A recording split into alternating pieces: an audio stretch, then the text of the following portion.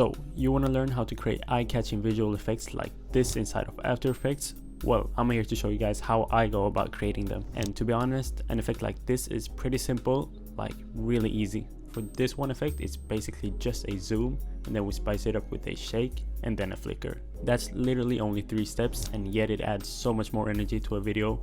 It's insane.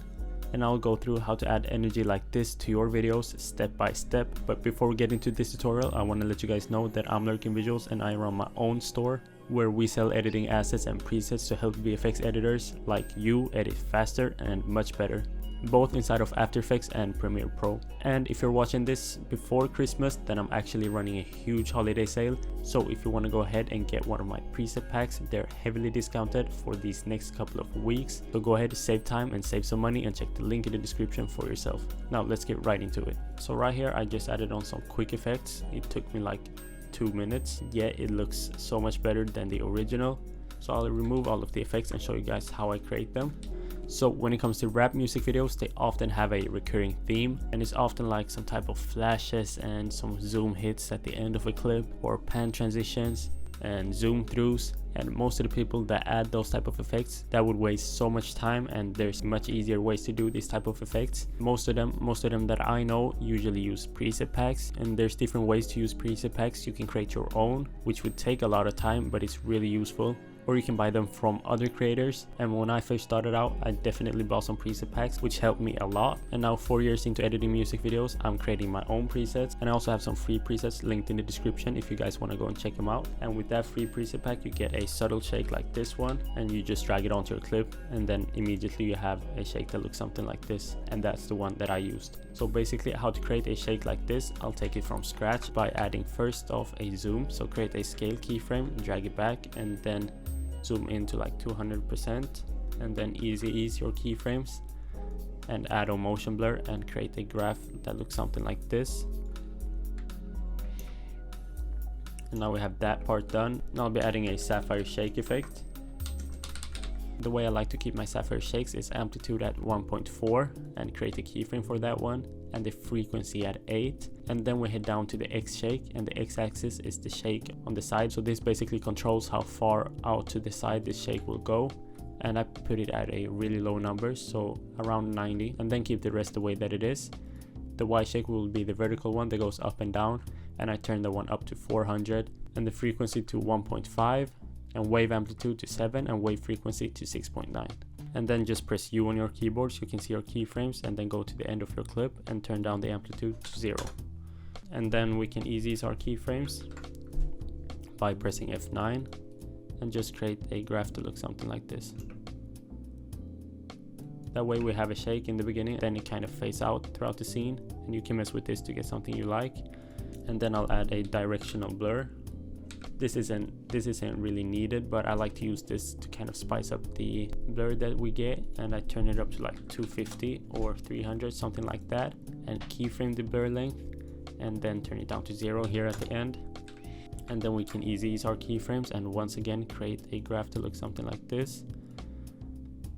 And don't forget to turn on motion blur, and I'll actually mess with the graph a little bit more to do something like this. And then as the final step, I'll add a flicker,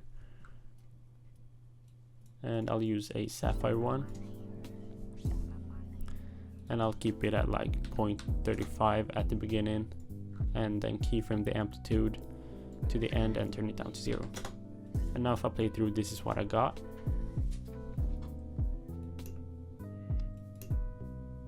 And that's clean.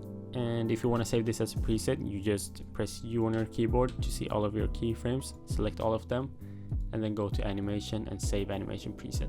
Then you can save it. And that's basically how I go about creating all of my presets. And this effect is actually from my shake pack, which comes with I think 20 shakes like this and some sound effects that goes well with shakes. So if you're interested in getting some shakes, I would recommend that you go and check out that pack. But next, for this scene right here, I would like to create a new adjustment layer. And there are other effects that I like to use when I go about creating effects for music videos. And these are some of my favorite ones. I call them hits and movements. And I've created an essential hits and movements pack, which comes with 25 different presets with and without flash for both HD and 4K, and I put in a lot of time in making these. It's 100 presets in total, and I like to use this zoom out hit as a start of a new clip, and I'm going to use one with flash, so I just drag on the zoom out 2 and then turn on motion blur, and I dragged it onto an adjustment layer just to show, and that just adds a lot more energy to your clip. Then you can also add a zoom hit to the end of your clip, so I just cut my adjustment layer and I'll drag on a zoom hit 2 and then just press U to line up my keyframes correctly like this, and let's see what I get. And the amount of energy this adds is actually crazy, and I guess you could do this by yourself just by messing with the position keyframes and go like 2 frames forward, then move it a little bit and then zoom in, but doing this just saves a lot of time. To this scene right here, I'll actually use the same pack, use a horizontal hit with flash just like this one, and now if I play everything through, this is what I got. Like, it just adds so much more energy into a clip with so little effort.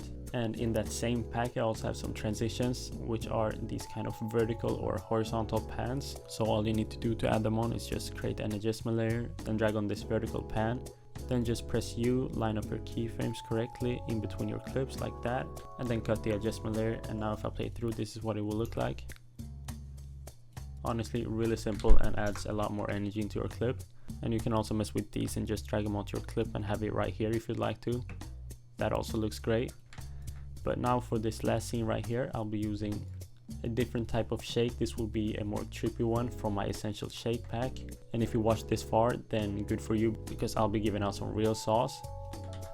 So I'll just drag on this splash shake 2 that I got from the preset pack, and immediately I have something that looks like this.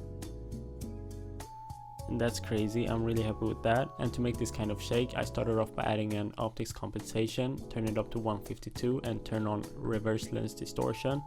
And as usual, press the clock and then go to the end and turn it down to 0 just to create a keyframe. And then add a turbulent displace, turn up the size to 150 and the amount around 152. And the same thing there with the amount, turn it down to 0 at the end. And the distort chroma I kept at 0.4 and the blur lens at 400, and then turn it down throughout the clip, and then just a normal sapphire shade. These are my settings for this one, 1.2 and 14, and then a warp puddle to get that kind of splash effect, and I keep this one at 0.9 at the beginning kind of, and then the frequency at 2, and as usual turn it down here at the end back to 0. And then just an exposure effect to kind of get this little flash going on throughout the scene. But that's basically it. Now if you're interested in shakes like this last one, make sure to check out the Essential Shakes pack. But thank you guys so much for watching. If you enjoyed this tutorial, make sure to leave a like and subscribe, and let me know what kind of tutorials you guys want next. But that's it for today, and I'll see you guys in the next one.